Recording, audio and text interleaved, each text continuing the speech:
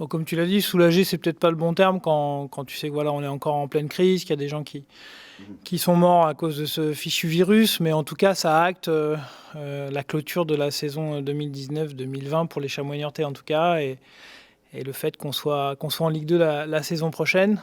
Donc, on n'avait pas de doute depuis 3 semaines, hein, depuis l'arrêt des championnats hein, par l'État, par la maison du football français, la Fédération française du football, par l'intermédiaire de son COMEX et de son président, de la Ligue de football professionnel qui gère le football professionnel et ses championnats de Ligue 1 et Ligue 2 qui ont aussi acté l'arrêt définitif. Donc on n'avait pas de doute, mais c'est vrai qu'il fallait que ce soit aussi acté en AG, comme vous le savez. Donc voilà, on n'était pas inquiet sur le fait qu'il y ait des barrages ou pas, parce que quand vous clôturez une saison, vous ne pouvez pas remettre justement une rencontre dans le cadre de cette saison en place. Donc on savait que le 30 avril mettait un terme au championnat. Je l'ai déjà fait, mais je le redis. Je trouve que l'État a été assez exemplaire dans l'accompagnement des entreprises. Je sais qu'il y a certains secteurs qui sont un peu touchés plus que d'autres, hein, parce qu'on a des partenaires dans le tourisme, aussi dans la restauration, dans les bars. Mais en tout cas, je trouve que tout ce qui a été déclenché en termes d'aide, hein, que ce soit chômage partiel, le PGE, je trouve que l'État a vraiment été un gouvernement qui a accompagné les entreprises. Donc on en a bénéficié comme tout le monde. On sait aussi que c'est pas fini, hein, que les prochaines semaines, les prochains mois peuvent être aussi difficiles au niveau économique. Mais en tout cas, ça nous permet aussi d'absorber un peu la chute.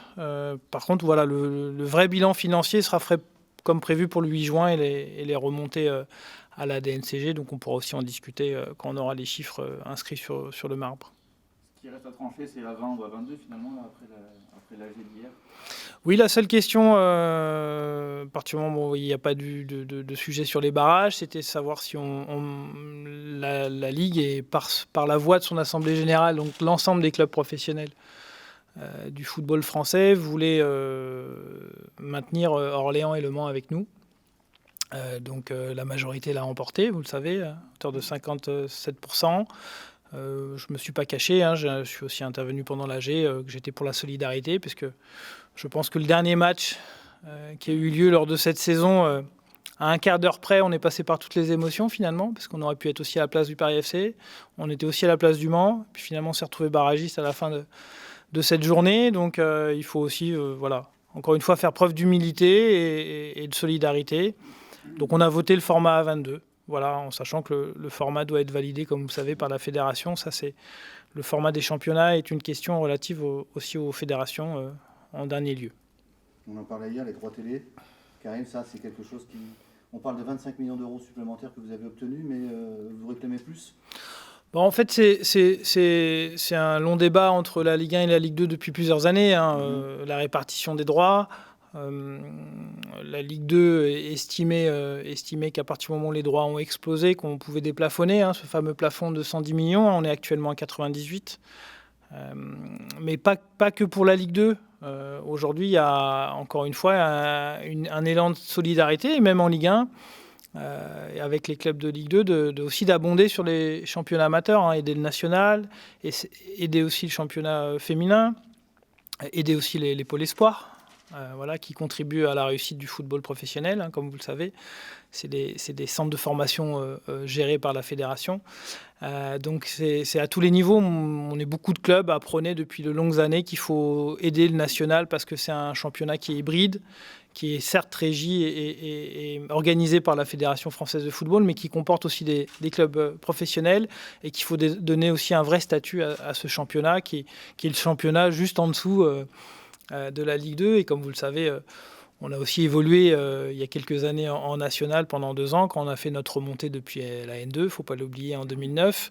Et donc c'est aussi un championnat qu'on connaît bien, qui est difficile, et abonder, aider les clubs aussi amateurs et professionnels qui est les 2 statuts de club dans ce championnat, c'est aussi notre devoir de le faire, et je pense que c'est bien parti pour. Donc c'est pas que de l'argent pour le professionnalisme. Et bien sûr, les filles, vous le savez, on est un club aussi exemplaire à ce niveau-là, parce qu'on a plus de 100 jeunes filles aujourd'hui qui pratiquent le football au Chamois niortais. On a notre section qui a été ouverte il y a déjà plus de 7 ou 8 ans, avec une équipe en Régionale 1 qui a plutôt été performante cette année. Donc c'est dans le sens aussi de l'histoire, d'aider le foot féminin. Le budget, même si si on sont encore un peu tôt pour faire un bilan, le budget est déjà en préparation. Est-ce que vous pensez arriver à tenir le cap, à maintenir un budget identique?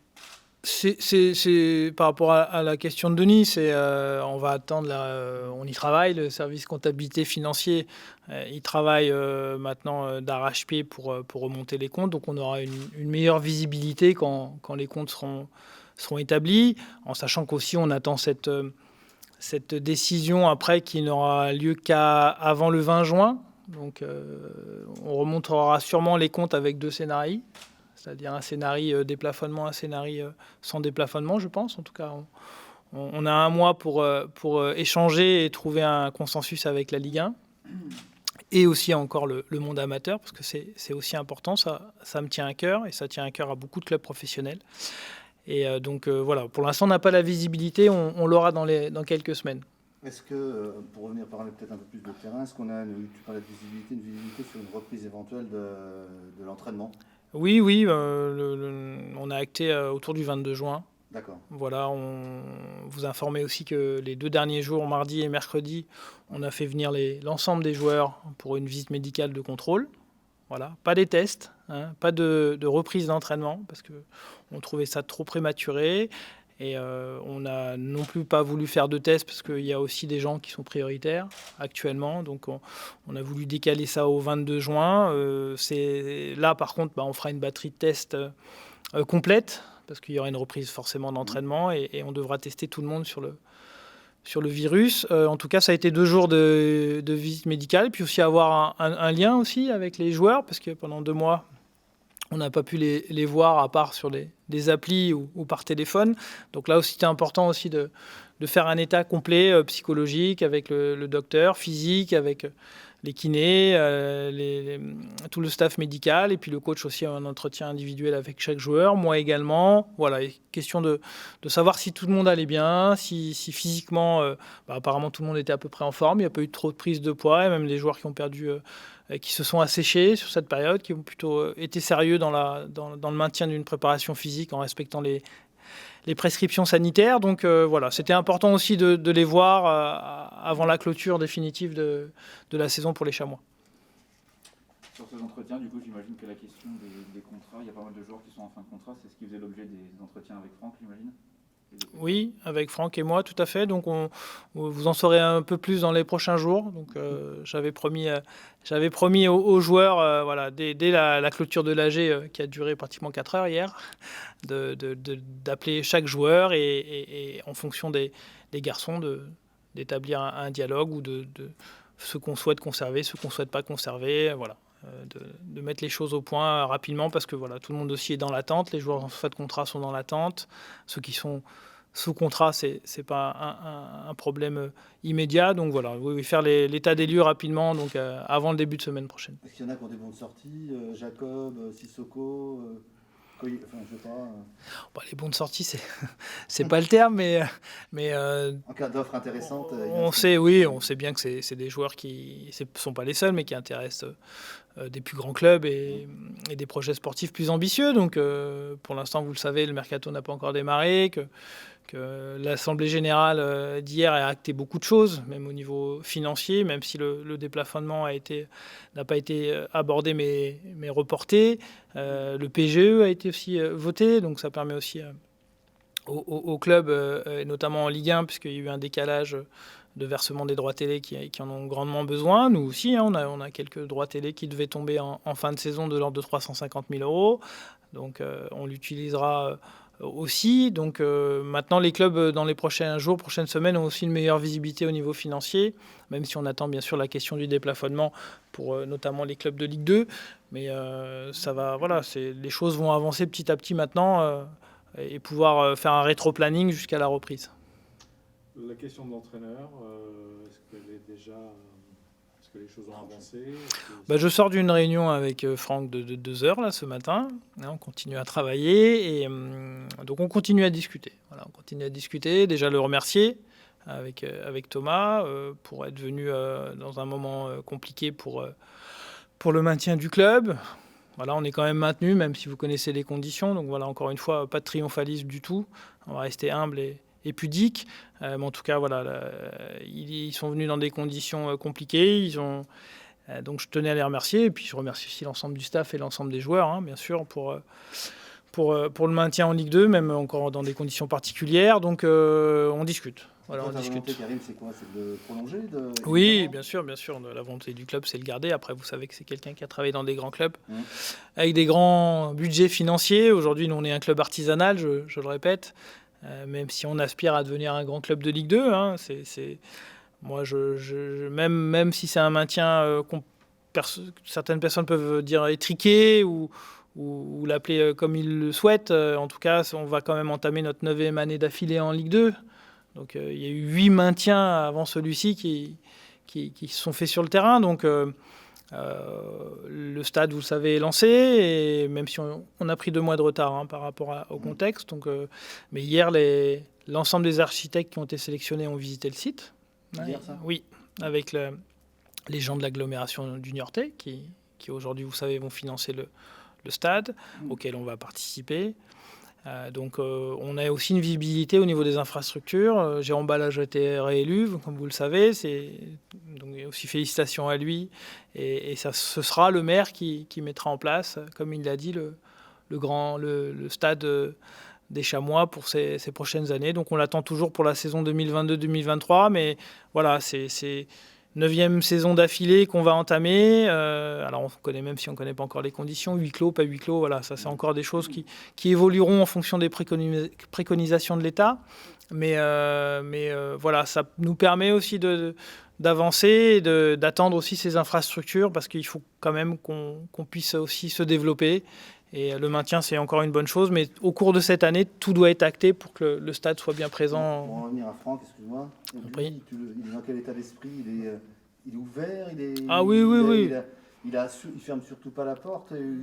Voilà, il est dans quel état d'esprit? Vous passez pas à discuter 2 heures ce Voilà. matin avec un café dès 8h30 pour pas nous dire qu'il n'est pas intéressé. Donc bien sûr qu'il a envie de poursuivre l'aventure. Il a pris quand même du plaisir avec les gens. Il a pris du plaisir dans ce club, même si voilà, on n'a pas le format des clubs qu'il a pu entraîner précédemment. Mais voilà, il est venu avec beaucoup, voilà, d'ambition, de capacité à travailler, d'engagement. Il a été mobilisé avec l'ensemble du staff dans cette mission, et on discute.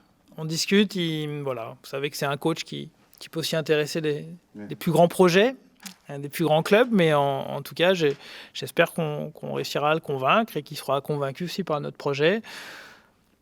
Venir à Niort, vous savez, c'est pas une histoire d'argent. On parlait vous avez recruté votre premier joueur.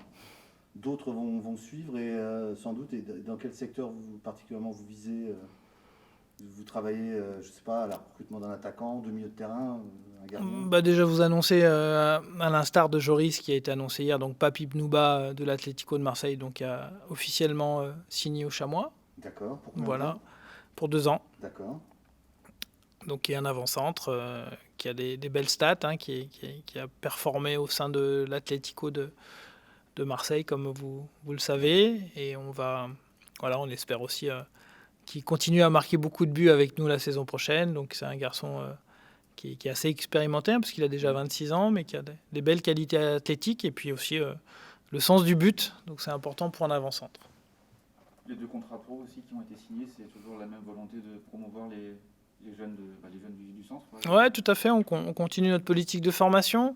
Et je le dis souvent, c'est toujours compliqué de comparer les budgets entre les clubs, parce qu'entre les clubs qui ont des centres de formation, les clubs qui n'ont pas de centre de formation, je crois qu'il y en a 4 ou 5 au sein de la Ligue 2 l'année prochaine. Les budgets ne reflètent pas forcément la puissance financière d'un club. Il y aura sûrement des clubs qui n'ont pas de centre de formation, qui ont des plus grosses masses salariales que nous.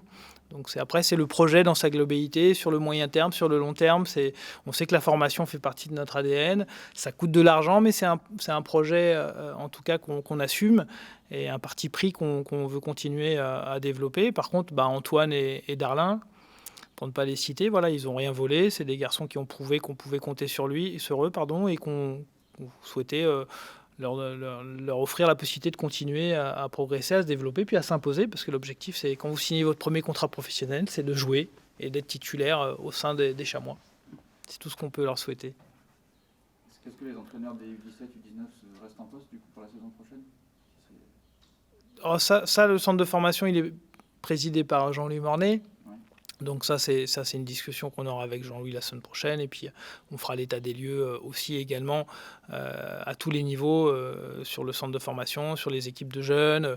Voilà, une radiographie complète bien sûr, avec toutes les réserves dont vous avez fait preuve au niveau financier, puisqu'il nous faut une visibilité aussi pour prendre des décisions au niveau aussi du centre de formation, puisqu'on est plutôt une famille assez unie à ce niveau-là, et que ce soit la formation, la partie professionnelle ou le monde amateur, hein, parce que je parlais tout à l'heure des filles, il y a la section foot-fauteuil, il y a l'école de foot, toutes les décisions sont prises au niveau familial, donc il faut aussi qu'on se pose maintenant et qu'on échange sur ces sujets.